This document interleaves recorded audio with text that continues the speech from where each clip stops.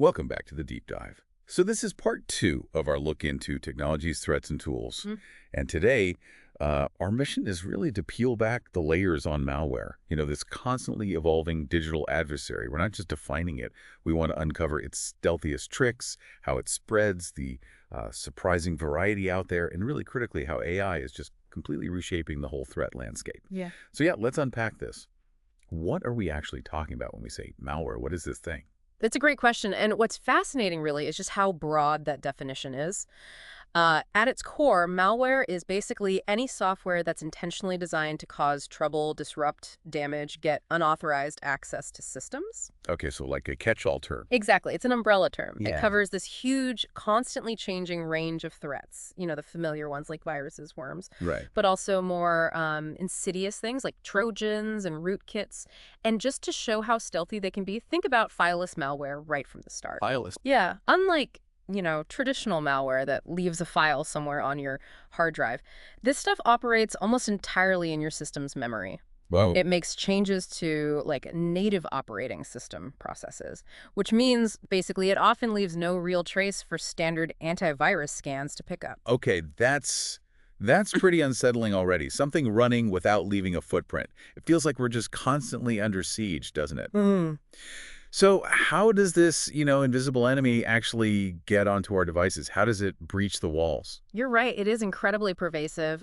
Malware spreads through a few well-known but always evolving methods.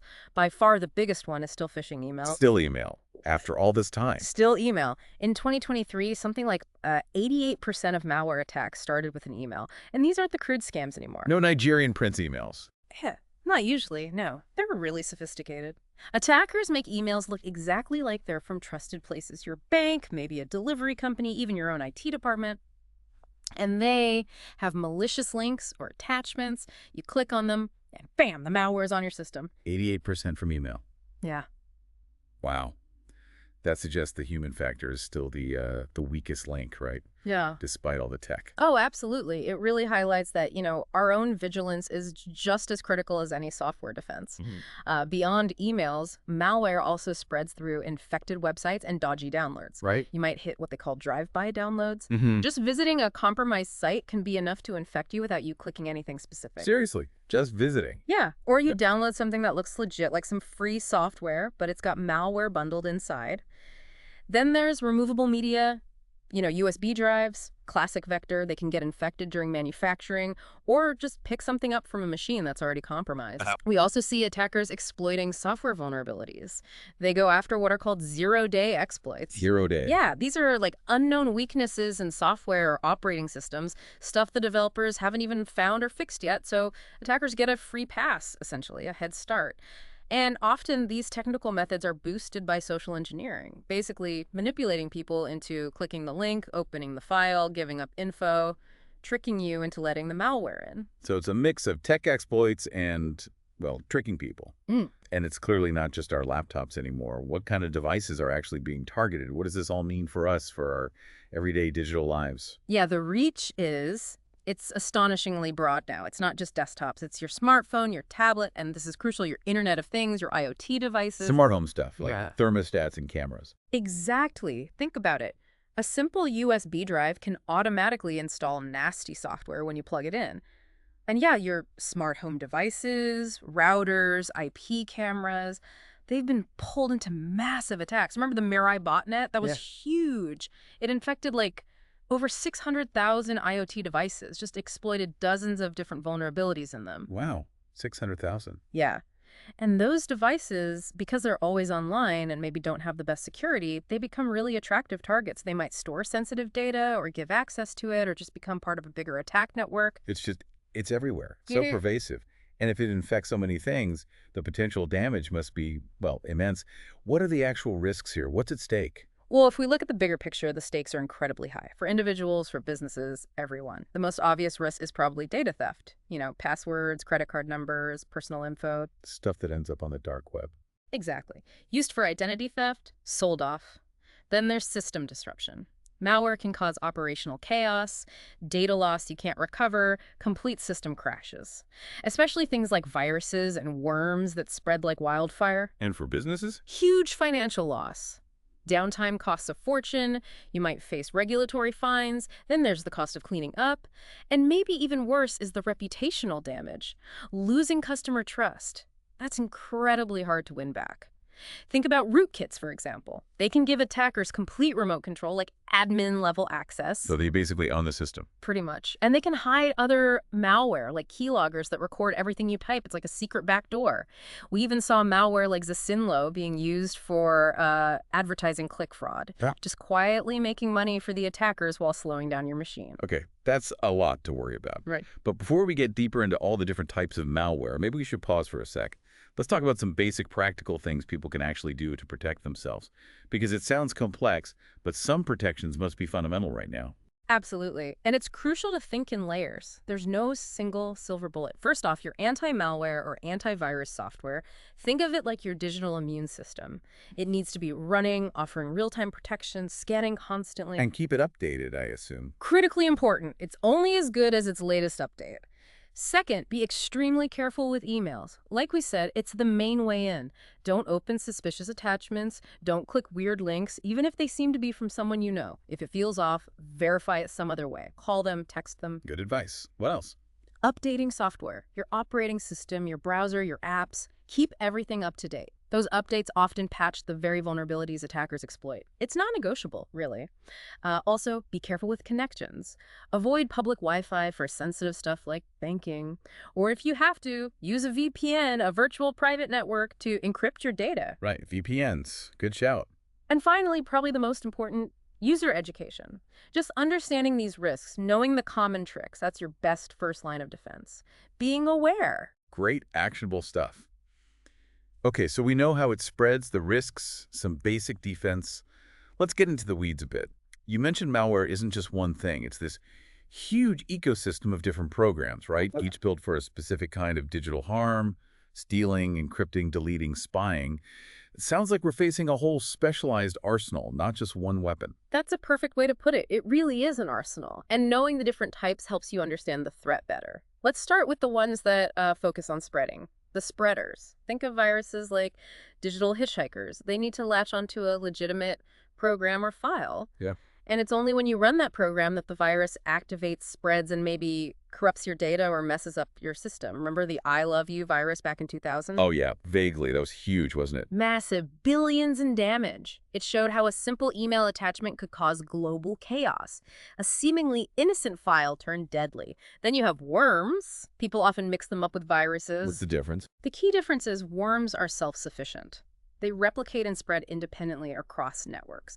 They don't need you to run a program. They exploit system vulnerabilities to travel. The My Doom worm, for instance, caused something like $38 billion in damage. Spread like crazy through emails, launched denial-of-service attacks. Wow. Okay, so viruses need a host program. Worms travel on their own. What about the ones that trick you or hold data hostage? Right, different categories. Again, Trojans or Trojan horses are masters of disguise, just like the myth. They look like legitimate software, tricking you into installing them.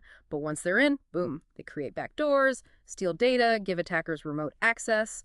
Emotet was a really nasty Trojan, not just bad on its own, but famous for delivering other malware, like the Ryuk ransomware. Ah, ransomware. That's the one everyone hears about. Exactly. It's the digital extortionist. Ransomware encrypts your files, photos, documents, everything, and then demands money, usually crypto, to unlock them. It can shut down entire businesses, spreads often through phishing or bad downloads. We saw WannaCry cause maybe $4 billion in damage globally. And DarkSide. They hit that pipeline, right? Yeah, the colonial pipeline. That showed ransomware targeting critical infrastructure. Very scary stuff. Now, for some others that are maybe less destructive but still problematic, adware. Just annoying pop-ups. Mostly, yeah. Displays unwanted ads, slows things down, but sometimes it also secretly collects user data. Fireball adware was known for hijacking browsers, pushing malicious ads.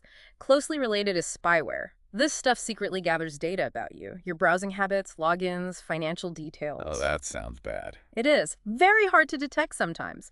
Can lead to major privacy breaches. Like the Dark Hotel spyware campaign, it targeted business travelers in fancy hotels, stealing their sensitive info. So some malware hides itself, and can even hide other malware. That sounds incredibly dangerous. Precisely. And that brings us nicely to rootkits. These are designed to let attackers mess with your system while hiding their tracks from you and your security tools. They can open back doors, steal data, launch attacks.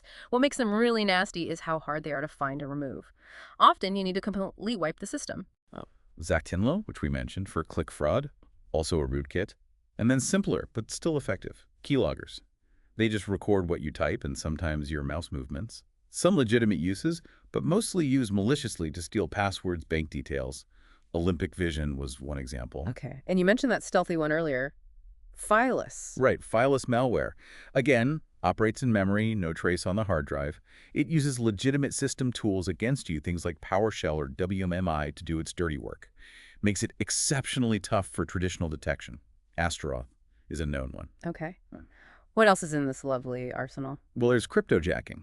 This steals your computer's processing power to mine cryptocurrency for the attacker. So that's why my computer might suddenly get really slow and hot. Could be. It hogs your resources, increases your energy bill, all without you knowing.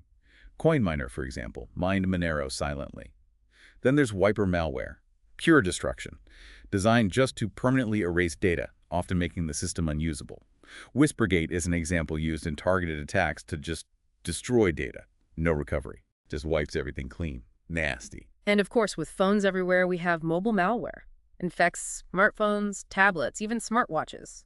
Exploits vulnerabilities in Android or iOS. Triada is one example, often spread via text message scams. You click a bad link, download the code. It's truly like this whole army of digital nightmares, each with its own horrible specialty, constantly evolving. It really is. And often these attacks are coordinated through botnets. These are huge networks of infected computer zombies, all controlled remotely by hackers. What do they use botnets for? Massive scale attacks. Distributed denial of service, DDoS attacks, to overwhelm websites, sending out huge waves of spam, phishing campaigns. The Mirai botnet used thousands of compromised IoT devices for some of the biggest DDoS attacks ever seen. Then there are logic bombs. These are particularly sneaky because they can sit dormant for ages, maybe months or years, waiting. They bypass initial scans, then activate based on a trigger, a specific date, time, maybe number of logins, even an employee being deleted from a system. Very hard to predict. And finally, scareware. This plays on fear, creates fake security alerts saying your system is infected. To trick you into buying fake antivirus. Exactly. And the fake antivirus is the malware. It preys on people's lack of technical knowledge. Wow. Okay, that's an incredible range. And it feels like this landscape is just constantly shifting. But here's where it gets, as I said, really interesting. How is artificial intelligence making this whole picture even more complex? Because that sounds like a genuine game changer, like it's rewriting the rules of this cybersecurity arms race. It absolutely is a game changer, no exaggeration. AI significantly boosts the threat from malware, makes it, well, exponentially more sophisticated, much better at adapting, and way harder to detect and deal with. One of the biggest impacts is automated malware generation. AI is writing malware now. Essentially, yes. It automates creating complex, malicious code. This drastically cuts down the time and the technical skill needed by attackers. Machine learning algorithms can analyze huge amounts of data on vulnerabilities, system setups at incredible speeds. This lets attackers quickly tailor malware for specific target systems, even individuals. For a much higher success rate, I imagine. Much higher than generic attacks, yeah. AI tools can even write, test, and tweak the malicious code with very little human input. So attackers can basically churn out custom malware variants on demand, perfectly designed for a specific victim. Yeah. That's terrifying. It is, and that connects directly to the next point. Evasion of detection mechanisms. AI-powered malware can change its own code structure constantly. This is called a polymorphic characteristic. Shape shifting. Kinda, yeah. To get around traditional antivirus that looks for known signatures, known patterns. Each variant can look totally different but still have the same nasty goal. Makes static detection really, really hard. Plus, AI malware can perform behavioral mimicry. It learns what normal user activity or system processes look like. And blends in. Exactly. It mimics legitimate activity so it doesn't trigger alarms from security systems that look for unusual behavior, anomalies. This leads to adaptive behavior. AI malware isn't static. It can actively check out its surroundings, assess the security measures in place, and change its strategy on the fly. So it can react. It can react. It might change its attack pattern, look for new vulnerabilities, or even just lie low and wait for the perfect moment to strike. It turns defense into this constant cat and mouse game. If AI malware can really mimic legit users so well, what does that mean for our defenses? Are we just always playing catch-up, always reacting? It certainly poses that challenge, yeah, raises that important question. And AI also turbocharges polymorphic capabilities. It can rapidly spit out tons of variants, same goal, different appearance or behavior. This can just overwhelm security teams and tools. Every variant needs checking out. It slows down protection. Quick, what else? Enhanced phishing attacks. Using natural language processing, NLP AI can craft incredibly personalized, contextually relevant phishing messages. Making them much more believable. Much more believable, significantly boost the success rate for social engineering, stealing credentials, and so on. And maybe most worryingly for the big picture, AI leads to cost reduction for attackers. It makes it cheaper to be a cyber criminal. And easier. By automating parts of development and deployment, AI makes sophisticated cybercrime accessible to people with much less technical expertise. This just expands the pool of potential attackers. It fundamentally changes who we need to defend against. Which brings us back to, how do defenders keep up? Yeah, it's crystal clear that AI has just fundamentally changed the game here.